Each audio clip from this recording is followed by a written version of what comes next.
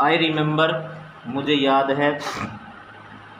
A story, एक कहानी, मुझे एक कहानी याद है। ए मैन, एक आदमी की, मुझे एक कहानी याद है एक आदमी की। फ्रॉम उदीपी, ये भाई स्थान का नाम है उदीपी, ठीक है ना, क्योंकि इसका जो प्रथम अक्षर है वो क्या आया है, कैपिटल आया है। और स्थान का जो प्रथम नाम आता है, प्रथम अक्षर आता है, वो हमेशा क्या आता है, कैपिटल आता है। तो मुझे एक उदीपी नामक जगह का एक आदमी था, उसकी एक कहानी याद है। वंश, एक बार, टोल्ड मी, मुझे बताई गई थी। इस लेखिका को भी वो कहानी बताई गई थी, ठीक है ना, किसी के माध्यम से। एज ए यंग बॉय, एक युवा लड़के के रूप में। ही वुड गो, वह जाया करता था। कौन? जो एक यंग आदमी है, जब वह एक युवा लड़का था या बच्चा था, तब वह जाया करता था टू स्कूल, विद्यालय, तो वह विद्यालय जाया करता था। पास्ट, गुजर करके। एन ओल्ड टेम्पल, एक पुराने मंदिर से, तो वह एक जो पुराना जो मंदिर था, उस पुराने मंदिर से गुजर करके वहाँ पर जाया करता था। वेयर, जहाँ पर। हिज फादर, उसका पिताजी। वाज, था। ए प्राइस्ट, एक पुजारी, जहाँ पर उसका जो पिताजी था वो क्या था, एक पुजारी था। ठीक है, मंदिर के आगे से जाया करता था जहाँ पर उसका पिताजी क्या था, पुजारी था। ही वुड स्टॉप, वह रुकता था। ब्रीफली, थोड़ी देर के लिए, कुछ समय के लिए। और जैसे ही वह मंदिर के आगे से जाता था तो वह मंदिर के सामने थोड़ी देर के लिए रुकता था। एट द टेम्पल, मंदिर पर। एंड प्रे, और प्रार्थना करता था। फॉर ए पेयर, एक जोड़े। ऑफ शूज, जूतों के लिए। जैसे ही मंदिर के सामने से जाता था तो वह जब भी जाता था तो वह वहाँ पर थोड़ी देर के लिए रुकता था। क्यों? क्योंकि वह एक जूते जोड़ी के लिए क्या करता था, प्रार्थना करता था। 30 ईयर्स लेटर, 30 साल बाद। अब ये जो कहानी उसको बताई गई थी, इसके 30 साल बाद। आई विजिटेड हिज टाउन, मैंने उसके कस्बे की यात्रा की, या मैं उस कस्बे में घूमने गई। जिस कस्बे के बारे में बताया था, कौन से कस्बे के बारे में बताया गया था, उदीपी नामक कस्बे के बारे में बताया गया था। तो मैं वहाँ पर घूमने के लिए गई। एंड द टेम्पल, और उस मंदिर में, और जो शहर था उसमें, और जो कस्बा था वहाँ पर घूमने के लिए गई। विच वाज नाउ ड्राउडन, जो अब खंडर हो चुका है, डूब चुका है, टूट चुका है। In air of dissolution, in air, in an air, air का मतलब यहाँ पर क्या होता है, छवि, ठीक है ना। छवि का मतलब एक अलग प्रकार की दिखावट में, ठीक है ना। तो वो एक छवि या दिखावट में क्या हो गया, तब्दील हो गया। और छवि या दिखावट कैसी थी, ऑफ डिसोलेशन, विनाश, ठीक है ना। इसका मतलब वो अब जो टाउन है वो भी, और जो मंदिर है वो भी क्या बन चुके हैं, अब उजाड़ या सुनसान बन चुके हैं, ठीक है ना। जिसको अपन उज्जड़ कुआं बोलते हैं, उज्जड़ स्थान बोलते हैं ना, तो वो स्थान भी है और मंदिर भी है, वो दोनों उजाड़ बन चुके हैं। इन द बैक यार्ड, और उसके पीछे के आंगन में, जैसे मंदिर था वो आगे तो खंडर हो चुका है, ठीक है ना, और पीछे का उसका जो आंगन था वहाँ पर। इन द बैक यार्ड, पीछे के आंगन में। Where lived the new priest, जहाँ पर एक नया पुजारी रहता था। अब मंदिर में वो तो 40 साल पुरानी बात थी, वो उजड़ने के बाद वो क्या हो गया, वो जो पहले वाला पुजारी था वो तो निकल गया होगा वहाँ से। अब उस मंदिर में क्या हो गया, एक नया पुजारी आएगा। तो पीछे का जो आंगन था वहाँ पर एक नया पुजारी था। There were red and white plastic chair, there were, वहाँ पर थी। रेड, लाल, एंड वाइट, सफ़ेद, प्लास्टिक की चेयर्स, कुर्सियाँ। और अब वहाँ पर पीछे के आंगन में जो लाल और सफ़ेद रंग की जो प्लास्टिक की कुर्सियाँ होती है वो थी। ए यंग बॉय, एक युवा लड़का। ड्रेस्ड, जिसने पोशाक पहन रखी थी। इन ए ग्रे, ग्रे का मतलब सलेटिया रंग, सलेटिया रंग की क्या पहन रखी थी, पोशाक पहन रखी थी। यूनिफॉर्म, यूनिफॉर्म का मतलब होता है पोशाक, ठीक है। अच्छा, uniform wearing socks and shoes, और जिसने क्या पहन रखे थे, जूते जुराब पहन रखे थे। अराइव्ड पहुंचा। पेंटिंग, पेंटिंग का मतलब एक तो होता है PAINT, पेंट का मतलब होता है कलाकारी करना, ठीक है, जिसको रंग पेंट बोलते हैं। और ये है PANTING, इसका भी वही आएगा पेंटिंग, जिसको बोलते हैं हाँफते हुए। जैसे दौड़ता हुआ आया और दौड़ करके जब रुक जाता है, जब अपन लंबा लंबा सांस नहीं लेते हैं, तो उसके साथ ऐसा ही हुआ, वो अराइव्ड पेंटिंग, वो हाँफते हुए आया, जिसको अपन बोलते हैं सांस फूलना, वो हाँफते हुए आया। And through his school bag, और अपना स्कूल का जो बैग था उसको क्या कर दिया, फेंक दिया, आते ही फेंक दिया। On A folding bed, folding bed पर, फोल्डिंग बेड का मतलब जो समेटने वाला जो बेड था ना, जिसको बेड को समेट सकते हैं, उस बेड के ऊपर आते ही फेंक दिया। लुकिंग देखते हुए एट द बॉय, लड़के की तरफ, और लड़के की तरफ देखते हुए आई रिमेंबर्ड, मुझे याद आया, द प्रेयर, प्रार्थना, अनोदर बॉय, दूसरे लड़के की। और जैसे मैंने उस लड़के को देखा तो मुझे एक जो दूसरा लड़का था, दूसरा लड़का कौन सा, वो अब से 40 साल पहले की बात है, जिसमें पुजारी रहता था, उसका बच्चा रहता था, और वह हमेशा प्रेयर करता था, प्रार्थना करता था जुटे। तो उस बच्चे की कहानी मुझे याद आ गई।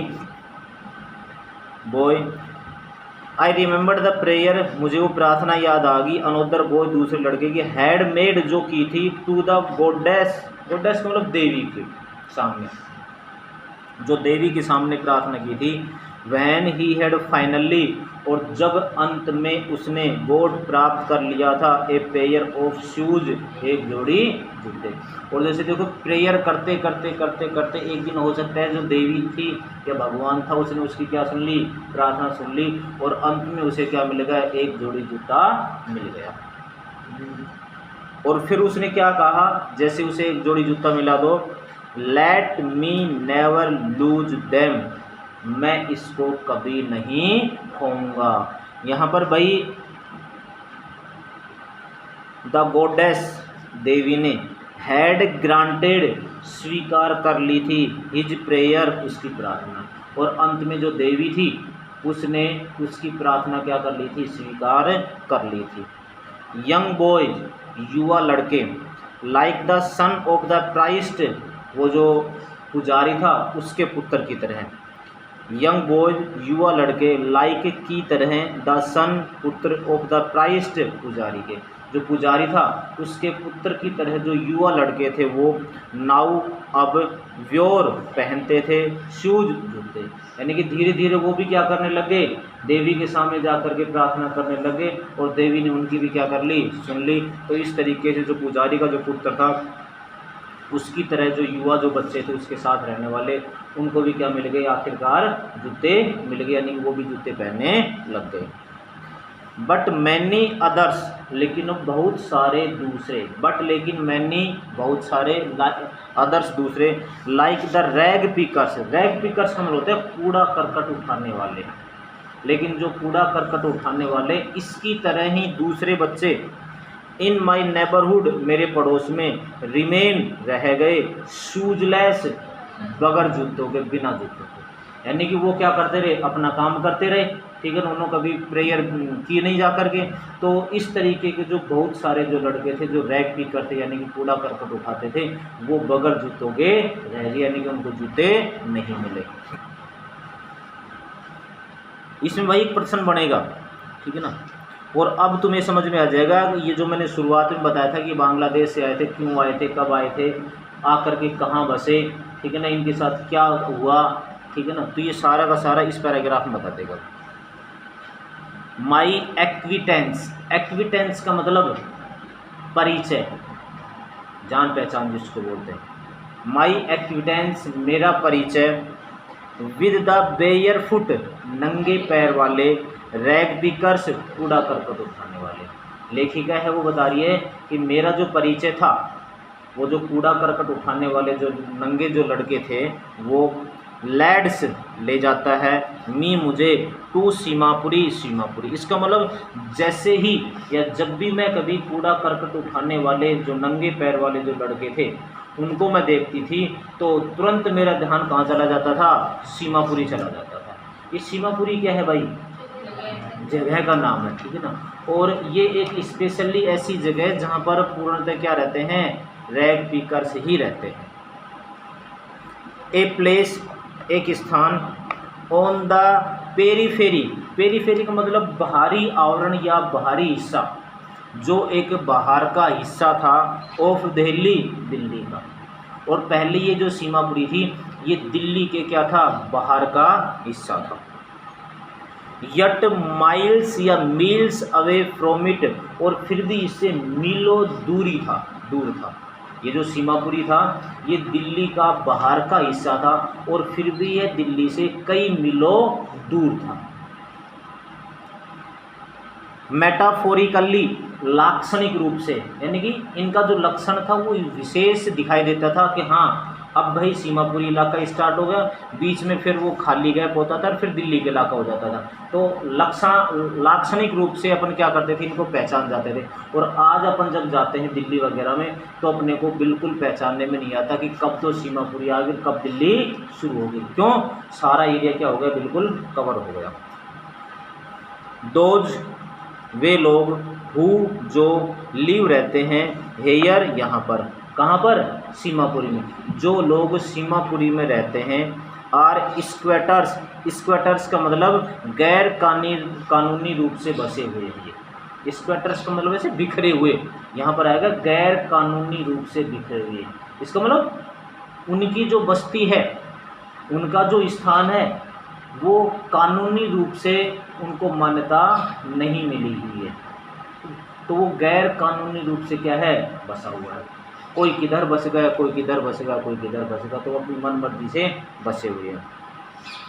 हु केम, जो आए थे, फ्रॉम बांग्लादेश, बांग्लादेश से, बैक, वापस, इन 1971, 1971 में। और मैंने बताया था ना कल कि 1971 में जब भारत और पाकिस्तान की लड़ाई हुई थी तो पश्चिमी पाकिस्तान को आज़ाद कर करके बांग्लादेश नामक देश बनाया था। तो जब बांग्लादेश नामक देश बनाया था तो उस समय बांग्लादेश में बहुत सारी भुखमरी, बेरोजगारी थी, तो वहाँ से लाखों जो शरणार्थी थे, बहुत सारे शरणार्थी थे, तो वो भारत में आकर के बसे थे। तो वो कहीं, कोई कुछ आदमी तो कहीं पर जाकर के बस गए, कुछ आदमी कहीं पर।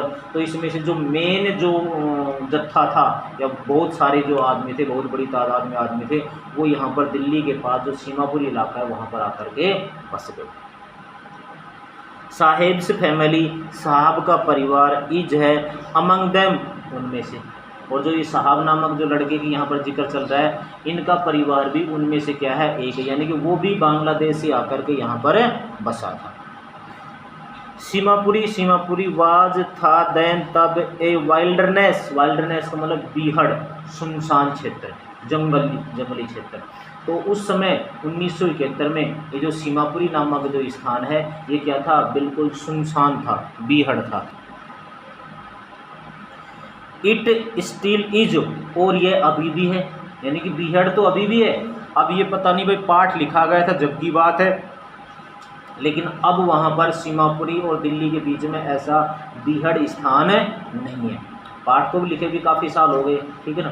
तो अब वहाँ पर सीमापुरी और दिल्ली के बीच में कोई बीहड़ नहीं है, लेकिन जिस समय लिखा गया था तो उस समय हो सकता है कुछ जंगल थोड़ा बहुत बच रहा होगा। तो जब भी यहाँ पर बताया गया इट, यह है, स्टिल, अभी भी, इज है, but it is no longer empty, लेकिन अब यह और ज़्यादा खाली नहीं है पहले की तुलना में। पहले तो ये बिल्कुल खाली था, ठीक है ना, बीहड़ था, लेकिन अब यहाँ पर ज़्यादा खाली स्थान नहीं है, क्योंकि वहाँ के लोगों ने इसको क्या कर लिया, कवर कर लिया है, ढक लिया है, वहाँ पर मकान बना दिया। इन स्ट्रक्चर ऑफ मड, और कैसे मकान बनाए, स्ट्रक्चर का मतलब संरचना, ऑफ मड, मड का मतलब कीचड़, जिसको बोलते हैं कच्चे मकान, गारा मिट्टी के। और वहाँ पर जो मकान बनाए गए थे वो कैसे बनाए गए थे, कच्चे मकान बनाए गए थे, ठीक है ना, गारा मिट्टी के मकान बनाए गए थे। विद रूफ्स, और उनकी जो छत होती थी वो ऑफ टीन, टीन का मतलब ये जो लोहे की टीन आती है ना ये, एंड तारपोलिन, और तिरपाल। और आज भी वहाँ के लोगों की जो छत होती है वो क्या होती है, तिरपाल या टीन की होती है, ठीक है ना। तो आज भी वहाँ पर यही है। तो उस समय भी क्या थी, उनकी जो छत थी वो टिन और क्या थी, तिरपाल की थी। डिवॉइड ऑफ सीवेज, सीवेज का मतलब जो निकासी की व्यवस्था थी वो वहाँ पर बहुत ही कम थी। निकासी की व्यवस्था मतलब पानी की जो निकासी, सीवरेज होती है, ड्रेनेज होती है, वो वहाँ पर नहीं थी। क्यों?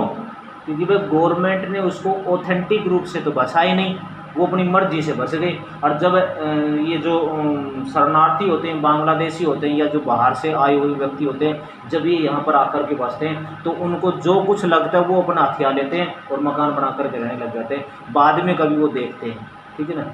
ये अपने ड्रेनेज और रनिंग वाटर, न वहाँ पर जल निकासी की व्यवस्था, न कोई बहता हुआ पानी। ड्रेनेज का मतलब जल निकासी की व्यवस्था, और रनिंग वाटर का मतलब बहता हुआ पानी, यानी कि वहाँ पर गड्ढे गड्ढे हो रहे हैं, पानी है वो आकर के इकट्ठा हो जाता है, और इकट्ठे पानी में आपको पता है 1000 बीमारियाँ पैदा होती हैं। रनिंग जो वाटर होता है, बहता हुआ पानी होता है, उसमें किसी भी प्रकार के कीड़े मकोड़े पैदा नहीं होते हैं। और जो रुका हुआ पानी होता है उसमें हर प्रकार की मक्खी मच्छर बीमारियाँ वहाँ पर पैदा।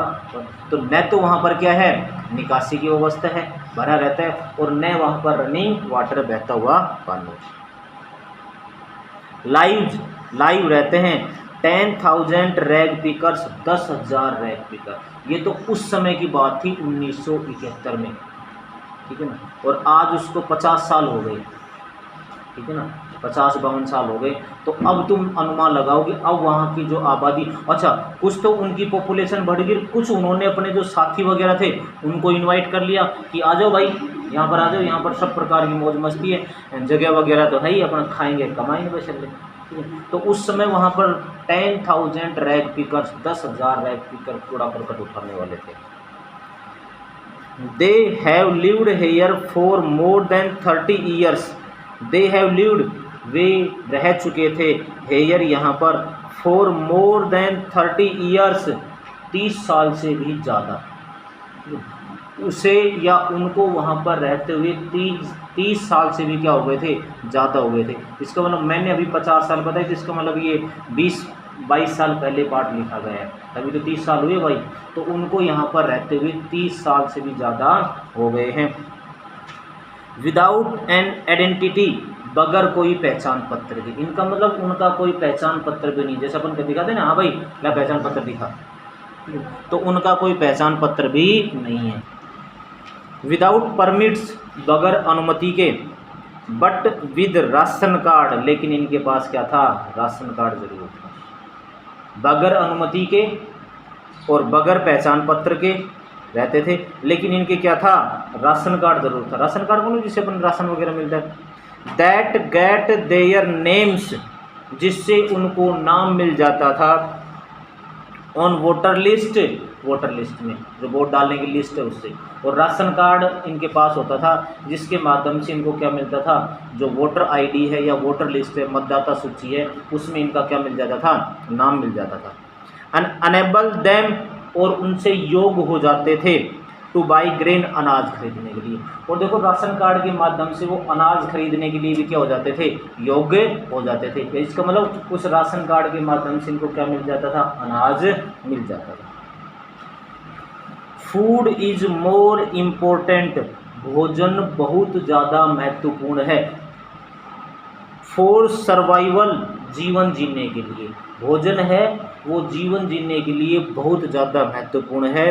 देन एन आइडेंटिटी, एक पहचान पत्र की तुलना में, एक पहचान पत्र की तुलना में जो भोजन है वो जीवन जीने के लिए कहीं ज़्यादा इम्पोर्टेंट है।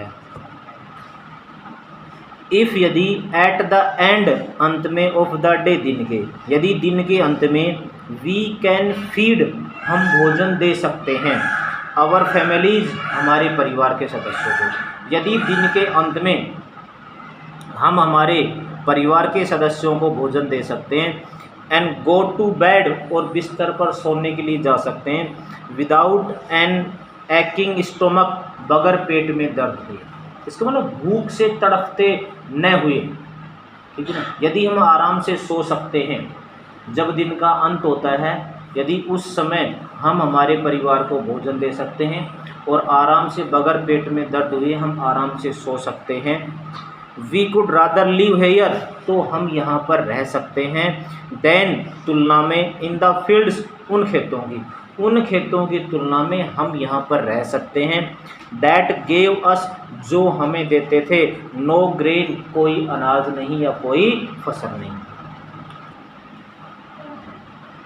से कहती हैं ए ग्रुप ऑफ वुमेन, औरतों का एक समूह। ये जो बात थी ये किसने कही? औरतों के एक ग्रुप ने कही, समूह ने कही। इन टैटर्ड साड़ीज, जिनकी जो साड़ी थी वो फटी पुरानी, ठीक है ना, फटी पुरानी साड़ी पहन रखी थी, उन औरतों के एक ग्रुप ने कही। व्हेन आई आस्क देम, जब मैं उनसे पूछती हूँ, व्हाई दे लेफ्ट, क्यों उन्होंने छोड़ दिया, देयर ब्यूटीफुल लैंड, अपना सुंदर भूमि, कि क्यों उन्होंने अपनी जो सुंदर भूमि थी उसको छोड़ दिया, ऑफ ग्रीन फील्ड्स, हरे खेतों की, एंड रिवर्स, और नदियों की। तब लेखिका ने उनसे पूछा कि भाई आपने अपना जो सुंदर जो भूमि थी जहाँ पर खेत हैं और नदियाँ हैं, वो स्थान आपने क्यों छोड़ दिया। तब जो महिलाओं का एक जो ग्रुप था जिन्होंने फटी पुरानी साड़ी पहन रखी थी, उन महिलाओं के एक ग्रुप ने कहा कि उन खेतों का क्या करें जो हमें अनाज नहीं देते हैं, इसलिए अच्छा तो हम यहाँ पर अपना पेट भर लेते हैं और शाम के समय पर सो जाते हैं, तो वो अच्छा है। तो ये बात थी, एक औरतों का जो समूह था उसने कही ये बात। व्हेनेवर दे फाइंड फूड, जब कभी उन्हें भोजन मिल जाता है, व्हेनेवर, जब कभी, दे फाइंड, उन्हें मिल जाता है, फूड, भोजन, दे पिच, पिच का मतलब गाड़ देना, वे गाड़ देते हैं, दे ये टेंट्स, अपना अस्थायी निवास, टेंट होता है अस्थायी निवास,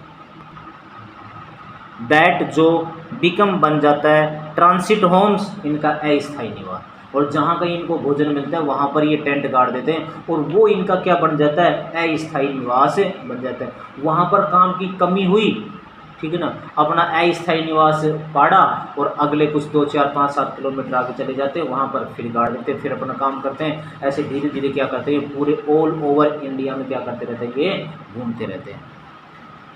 चिल्ड्रन, बच्चे, ग्रो अप, बढ़ते हैं, इन दैम, इनमें, किनमें, ये जो अस्थायी जो निवास हैं इनमें ही क्या करते हैं, वो बढ़ते हैं, बड़े होते हैं।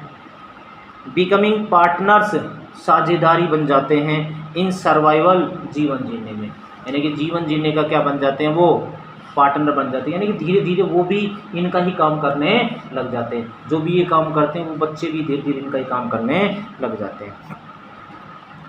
एंड सर्वाइवल, और जीवन जीना, इन सीमापुरी में। और देखो सीमापुरी में जीवन जीने का मतलब क्या है, एक निश्चित स्थान बता दिया सीमापुरी, और सीमापुरी में यदि कोई आदमी रहता है और वो वहाँ पर जीवन जीना चाहता है, अपनी ज़िंदगी पूरी करना चाहता है, तो उसका मतलब पता है वहाँ पर क्या है, मीन्स उसका मतलब है रैक पिकिंग, कूड़ा करकट उठाना। इसका मतलब जो सीमापुरी में जो व्यक्ति रह रहा है और वो यदि वहाँ पर अपना जीवन यापन करना चाहता है तो उसको वहाँ पर कूड़ा करकट उठाना ही पड़ेगा, इसके अलावा कोई ऑप्शन ही नहीं है। थ्रू द ईयर्स, कई सालों से, इट हैज़ एक्वायर्ड, इसने प्राप्त कर लिया है, द प्रोपोर्शन, रूप, ऑफ ए फाइन आर्ट, एक अच्छी कला का। और धीरे धीरे रैक पिकिंग ने क्या कर लिया है, कई सालों से एक बहुत अच्छी कला का रूप प्राप्त कर लिया है। देखो इसमें भी कई प्रकार के परिवर्तन हो गए हैं। पहले ये बेचारे पैदल एक पन्नी लेकर के और उसमें भर करके और फिर ये वापस जाते थे, ठीक है ना, पन्नी भरते फिर वापस आ जाते थे। फिर एक बड़ा जो बोरा साहब था उसको उठाना शुरू किया। फिर इन्होंने क्या काम किया, जो रिक्शा वगैरह था उसमें वो बड़ा सा बोरा लेकर के और वो भर करके फिर 2-3 आदमी आने लगे, उसको जल्दी से भर कर ले जाते थे।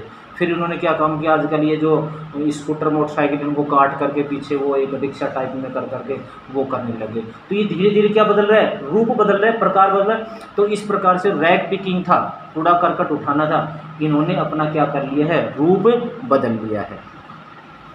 गार्बेज, कूड़ा करकट, टू देम, उनके लिए, इज गोल्ड, वो सोना है। और उनके लिए सबसे अच्छी चीज़ ही क्या है, कूड़ा करकट है। क्यों, क्योंकि उनका काम ही कूड़ा करकट उठाना है। तो जो गार्बेज है, कूड़ा करकट है, वो उनके लिए सोने के समान है।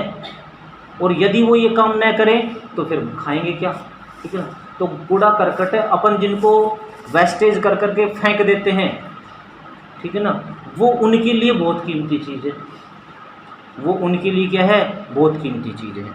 तो कूड़ा करकट है वो उनके लिए सोना है भाई। It is their daily bread, और यह उनकी नित्य की रोटी है। यदि वो डेली काम न करेंगे तो शाम को खाएंगे क्या, इसका मतलब उसके माध्यम से ही वो क्या खाते हैं, रोटी खाते हैं। इसका मतलब ये नहीं अब ब्रेड का मतलब कूड़ा करकट ही उनकी रोटी है, इसका मतलब कूड़ा करकट को खाते हैं ना, कूड़ा करकट को कमाकर ही क्या खाते हैं, वो रोटी खाते हैं। तो it is their daily bread, यह उनकी रोजाना की क्या है, रोटी है। ए रूफ, एक छत है, ओवर देयर हेड्स, अपने सिर के ऊपर, और उनके सिर के ऊपर की क्या है, छत है। यदि वो कूड़ा करकट नहीं उठाएंगे तो मकान कैसे बनाएंगे, ठीक है ना, मकान नहीं बनाएंगे तो फिर सर्दी गर्मी बरसात में वो परेशान होंगे। तो यह उनके सिर की क्या है, छत है। एवन इफ, यहाँ तक कि it is a leaking roof, चाहे यह टपकती हुई छत क्यों न हो, छत तो है, चाहे उनकी छत टपकती क्यों न हो, लेकिन यह गार्बेज है, कूड़ा करकट है, यही उसका क्या है, रोटी है, और यही उनकी क्या है, छत है।